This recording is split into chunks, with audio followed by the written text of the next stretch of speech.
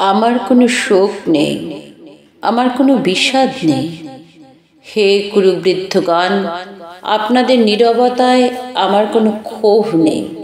পিতামহ ভীষ্ম, ক্ষমা করবেন, আপনাকে প্রণতি জানাবার স্থিরতা আজ নেই। আর কর্ণ, তোমার জন্য ঘৃণাও বড় বেশি মনে হয়। আর হে আমার পঞ্চস্বামী, আর্যাবর্ত বিজয়ী বীর শ্রেষ্ঠ অর্জুন, শক্তিমান ভীম, নকুল, সহদেব, আর আপনি ধর্মপুত্র, আপনারা আমার কৃতজ্ঞ অভিবাদন গ্রহণ করুন। আমি সর্বজ্ঞা নই, যজ্ঞভূমির অগ্নি থেকে আমার জন্ম, ধর্মাধর্মের ক্ষুরধার পথ আমার অজানিত। আর্যপুত্র, আপনার বিচার তাই আমার পক্ষে ধৃষ্টতা। আপনার কোনো বিচলন নেই, আপনার ধর্ম আপনাকে রক্ষা করেছে বিকার থেকে। কৃতজ্ঞতা জানান সেই ধর্মকে। ভীমসেন, তোমাকে আমি ভালোবাসা দিইনি কখনো, তাই তা ফিরেও চাইনি। শুধু তোমাকে আমার জিজ্ঞাসা ছিল ফাল্গুনী, ঊর্ধ্বচারী মৎস্যের ছায়ালীন চোখের থেকেও দুর্লক্ষ কি দুর্যোধনের বুক? বলো সত্য করে, প্রেম নয়, শুধু পৌরুষের আস্ফালনে ছিল পাঞ্চালে বিজয়ের পটভূমি? কিন্তু মিথ্যা প্রশ্ন। আমি জানি তোমার কোনো উত্তর নেই, যেমন নেই কোনো ভালোবাসা। তোমার শুধু আশা আছে। কৈশোর থেকে তুমি জেনে এসেছো বীরভোগ্যা পৃথিবী আর রূপমুগ্ধা নারী। জেনেছ একদিন ধার্তরাষ্ট্রের হাত থেকে ছিনিয়ে নিতে হবে কৌরব উত্তরাধিকার। জেনে এসেছ যেখানে যা কিছু সর্বোত্তম, সেখানেই পৌঁছতে হবে তোমাকে। শুধু এই কুমারী লক্ষ্যের দিকেই তোমার দৃষ্টি ধনঞ্জয়। তাই অনায়াসে তুমি সরে যাও এক নারী থেকে অন্য রমণীতে।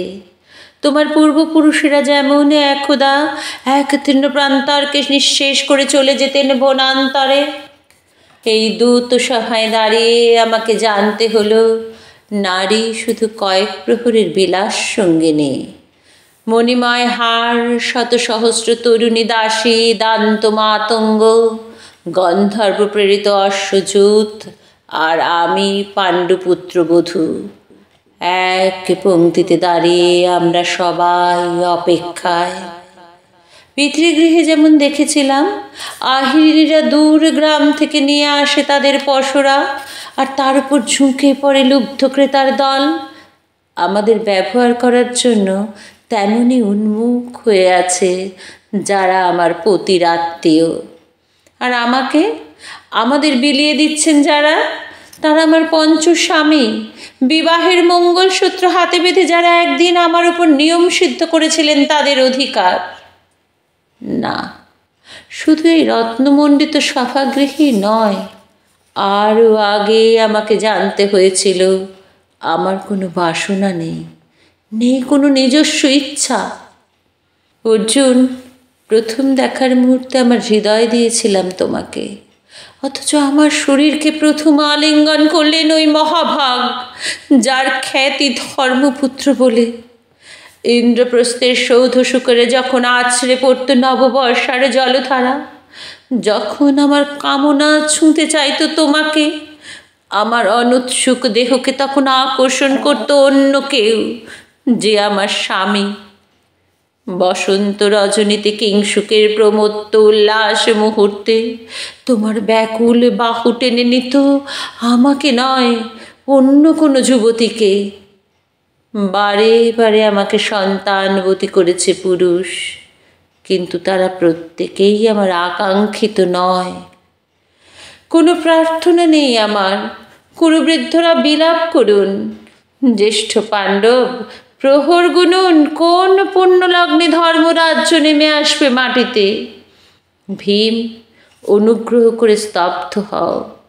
নকুল, সহদেব, বিচ্যুত হয়ে না অগ্রজের প্রতি অটল বিশ্বাসে। আর অর্জুন, অন্তঃপুরে যাও, সেখানে তোমার জন্য স্নিগ্ধ শরীর সাজিয়ে রেখেছে তোমার কোনো প্রেয়সী।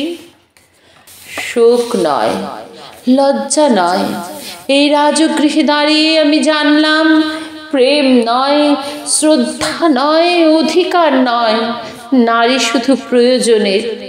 জানলাম এখানে কোনো ভেদ নেই ধর্মপ্রাণ যুধিষ্ঠির, শক্তিমান ভীম, প্রেমিক অর্জুন আর লোলুপ ধৃতরাষ্ট্রনন্দনদের মধ্যে। প্রতিকার চাইছি না, যা শুধু বিলাসের, সেই বস্ত্র ছিনিয়ে নেয় যদি কোনো দুঃশাসন, নিক। আমি কাঁদছি না, চারপাশে ভাসানির ডিঙায় পশুদের উন্মাদ নাচের ভঙ্গি আমি দেখছি না, চারপাশে ক্লীবদের অক্ষম বিলাপ আমি শুনছি না। ধনুর্বাণ নেই, আমি ফিরিয়ে আনছি আমার জন্মের স্মৃতি, যজ্ঞের আগুন।